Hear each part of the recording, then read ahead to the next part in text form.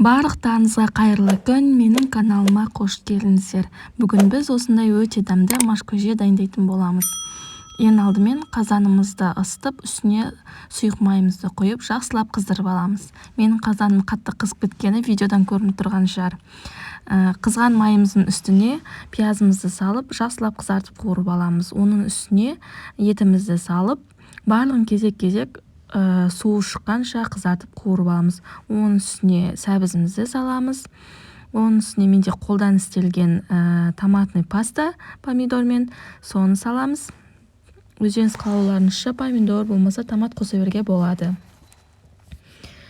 Жақсылап қуырып болған соң, оның үстіне картошкамызды саламыз. Барлығын жақсылап араластырып, картошканы да салып, барлығын жақсылап қуырып аламыз. Қуырылып болған соң, оның үстіне өзімізге керегінше суымызды құйып аламыз.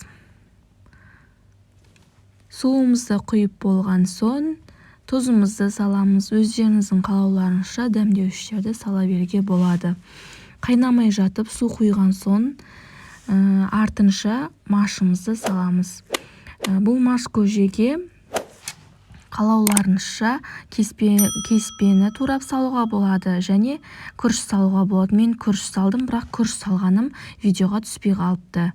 Бұл жерде мен лавр жапырағын, кептірілген укропты қостым. Өздеріңіз білесіздер, оны қоспасаңыздар да өте дәмді болып шығады, және тез дайын болатын көжелердің бірі. Міне жақсылап қайнады.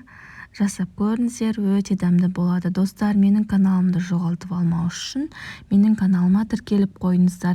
Мен сіздермен күн сайын түрлі дәмді, әрі тез, оңай дайын болатын рецептермен бөлісетін боламын.